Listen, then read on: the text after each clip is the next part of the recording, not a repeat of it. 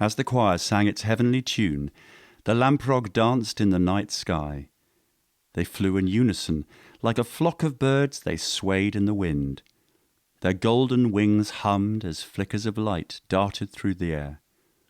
Friends and family began to come forward to say their goodbyes to Anna as she lay beneath the Pólna Brún.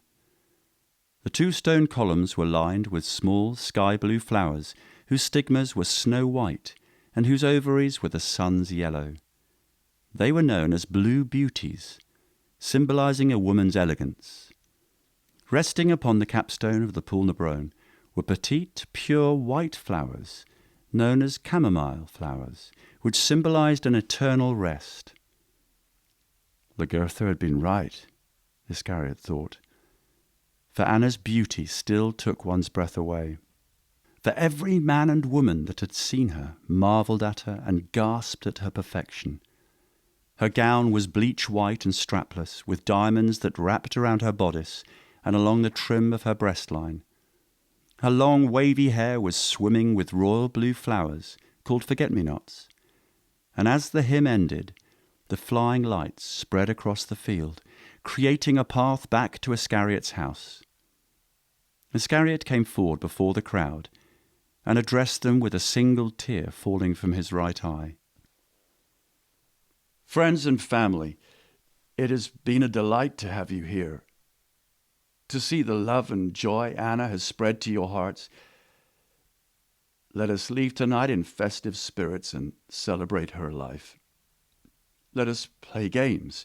Let us laugh. Let us cry, and let us never forget the woman we have all loved. Tonight, let us honor my wife with the love and joy she has given to us. Go raib my thagat. Still with mournful hearts, the congregation followed the floating lights back towards Iscariot's house. The smell of food waved in the air as they got closer to the mansion, and the bass of the music could be heard as the beat travelled into the people's ears, attempting to lift the spirits of all who had come to remember Anna. The mood was stagnant. The guests had filled their plates, and when they sat, they spoke quietly and briefly. Iscariot looked at the expressions upon their faces. He couldn't blame them for how they were acting. He felt just as they did, if not more so. A couple of chuckles crept through the sadness. It was Lorena and some younger children. They seemed to be laughing at an older fellow whose hair was thin yet stuck up in every direction. The children walked on the dance floor to see who had the best dance moves. One of the boys attempted to dance like a machine. Another, a chubbier lad, lifted his shirt above his head and made his stomach dance like the ocean. Lorena was giddy with laughter, and those who had been watching couldn't help but laugh themselves. Thank God for children, Robert whispered to his brother. Without them, I don't think there'd be much to smile about in the world. But they always manage, even in the darkest of times, to show there is light when everyone else sees the darkness. Your daughter sure is a pisser. Iscariot laughed as he watched his niece dance wildly, waving her arms like they were noodles. Robert laughed along with him, and then joined his daughter on the dance floor, he too waving his arms like strings in the wind. The crowd livened up at the sight of the nonsensical choreography of Robert and the children. Steadily, others began to join the festivities on the dance floor. However, they moved with a bit more elegance than their child counterparts. Folks began telling jokes and embarrassing stories of Anna and of the things she had been a part of in their lives. Iscariot was relieved to see people had begun to enjoy themselves, and for a few moments he had forgotten his heartache just long enough to feel a sense of peace before sorrow found its way back into his heart. The hour had gotten late. Many of the children had already fallen asleep in various parts of the house, while drowsy parents went to search for them. As friends and family began to leave, there wasn't a soul that didn't shed a tear as they left to say goodbye and wished Iscariot a mended heart. The smell of the fragrant food had floated off, and the sounds of music played no more. The house was silent as Iscariot walked in from the cold of the night. All that remained were Robert, Lagertha, and their children, all of whom were still awake.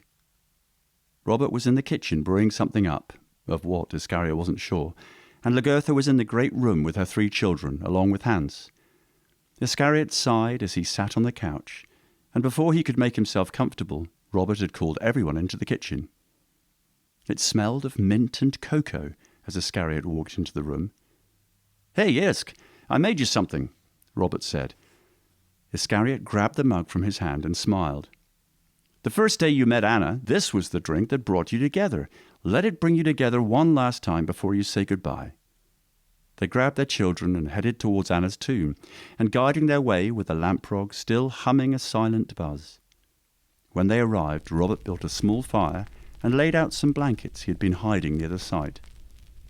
"Isk, I want this to be like the first time you'd met Anna, how you felt when you first saw her, and how you acted when you first laid eyes on her.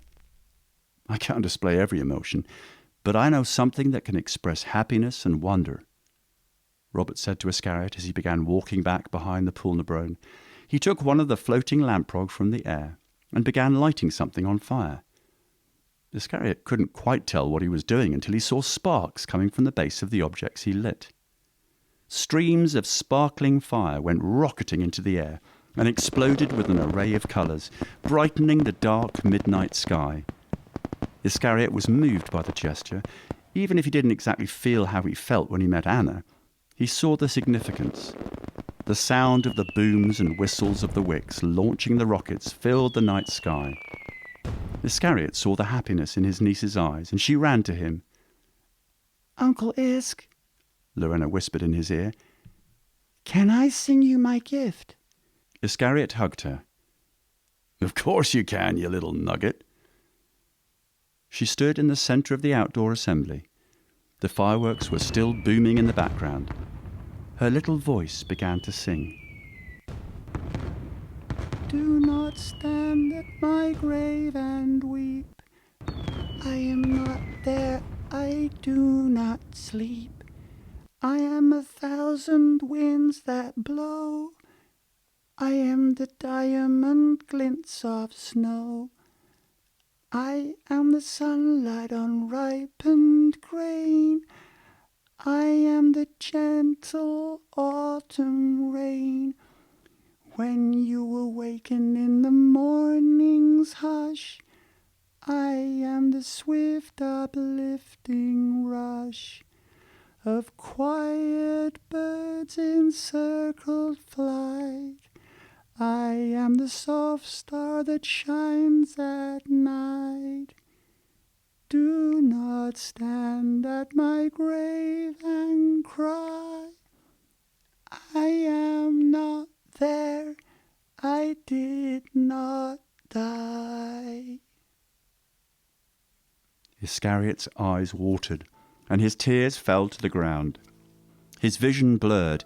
He cleared them and looked at his wife one last time before he and his brother sealed the tomb. He wished that he could peer into her honey-coloured eyes once more, or hear the sound of her laugh. His heart felt coiled and bound, his throat vice-tight, his eyes clouded.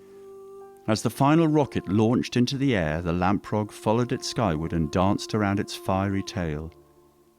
He bent down and kissed his wife one last time.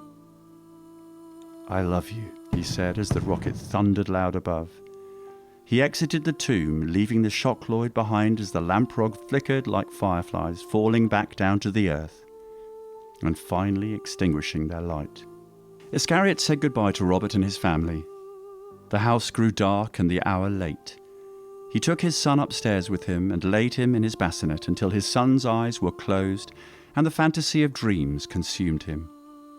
Iscariot looked at where the hooded figure had been that afternoon and saw a hole in the wall from the punch he'd thrown.